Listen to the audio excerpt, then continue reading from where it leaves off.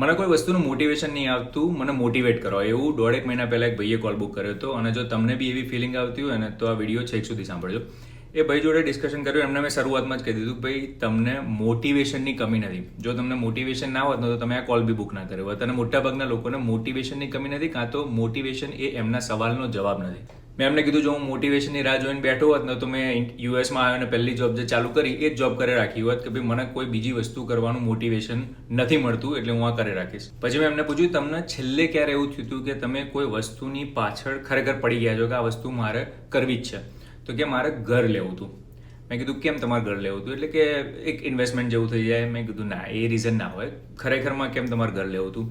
એટલે કે ના, તો પૈસા પડ્યા હોય બેંકમાં પડ્યા રહે, એની વેલ્યુ ના હોય. તમારા વિડીયો જોઉં છું ખબર પડે કે ભાઈ પૈસા તો ડેપ્રિશિએટિંગ એસેટ થાય લોંગ ટર્મમાં, એટલે કશાકમાં મૂકવા જોઈએ. એટલે મેં ઘરની અંદર મૂક્યું. મેં કીધું ઘર વિશે તો મારા બીજા ઓપિનિયન છે, એવું નથી કે હું ઘર વિશે વાત કરું છું તમે એટલે ઘર લીધું એમ. તમે ખરેખરમાં કેમ ઘર લીધું? અને 3-4 વાર મેં એમને સવાલ પૂછ્યા. પછી જ એમના મગજમાંથી નીકળ્યું કે મોઢામાંથી નીકળ્યું કે હું એવું ઈચ્છતો હતો કે મારા કિડ્સ એવી જગ્યાએ ગ્રોઅપ થાય કે જેમાં બેકયાર્ડ હોય, કે જેવી રીતે હું ગ્રોઅપ થયો હતો કે જગ્યા હોય, ફ્લેટમાં મારે નહોતું રહેવું કે અપાર્ટમેન્ટની અંદર નહોતું રહેવું. મેં કીધું હા, હવે તમે બોલે કે તમારું જે કારણ હતું એ વસ્તુ અચીવ કરવાનું કે ભાઈ ઘર તમારે લેવું છે, એ કારણ તમારે ડીપ ડાઉન અંદર હતું કે ભાઈ આ વસ્તુ મારે નથી મારા કિડ્સને આપવી, મારે એમને એક એવી જગ્યા આપવી છે કે બેકયાર્ડમાં ખુલ્લામાં એ લોકો રમી શકે. અને આમાંથી 2 વસ્તુ શીખવાની જરૂર છે. એક વસ્તુ ખાલી એ નથી કે એમને એ વસ્તુ આપવી હતી અને કેમ આપવી હતી, મતલબ કે વાય. ઘણા બધા લોકો કહેતા હોય છે કે ભાઈ તમને તમારો વાય ખબર હોવો જોઈએ કે તમે જે કરો છો એ શું કરવા કરો છો, કેમ કરો છો, રાઈટ?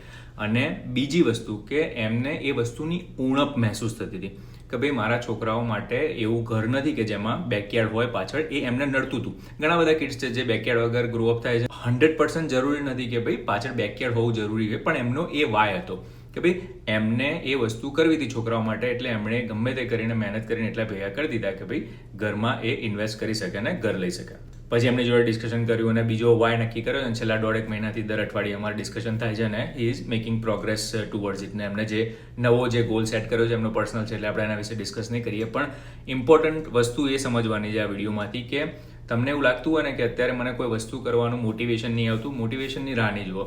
ડીપ ડાઉન અંદર જાઓ અને વિચારો કે તમારે કઈ વસ્તુ એવું અત્યારે એવું લાગે છે કે ભાઈ આ વસ્તુની ઉણપ છે અને મારે આ વસ્તુ જોઈએ છે, એનું કારણ ખરેખરમાં સોલિડ હોવું જોઈએ.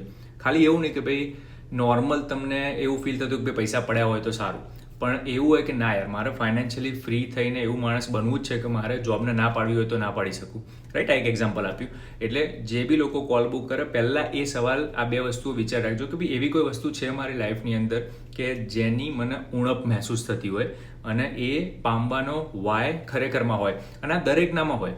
તમારે બી અત્યારે એવું હશે જ કે નેક્સ્ટ વસ્તુ તમારે કઈ કરવી છે, પણ કેમ નહીં કરતા? કારણ કે એ ફિલિંગ છે ને બહુ અનકમ્ફર્ટેબલ ફિલિંગ છે. તમને જ્યારે બી એવું તરત તમે વિચારો કે મારે આ વસ્તુ જોવો છે અને એ વસ્તુ એવી લાગતી હોય ને કે ભાઈ બહુ ટફ છે પામવી કે ઇમ્પોસિબલ છે, તો તમે એ વસ્તુને મોટાભાગના લોકો ઇગ્નોર કરવાનો ટ્રાય કરે. કેમ? કારણ કે જો સામું જોવો તો અનકમ્ફર્ટેબલ ફીલ થાય અને એ અનકમ્ફર્ટેબલ સ્ટેટ ઓફ માઇન્ડની અંદર કોઈને રહેવું ના હોય. પણ જો ખરેખર એ વસ્તુ જોતી હોય તો they need to be in that uncomfortable situation and then figure out a way કે ભાઈ હું ત્યાં કેવી રીતે પહોંચું. એટલે જે લોકો બી કોલ બુક કરવાના હોય આ થોડું વિચારીને કરજો.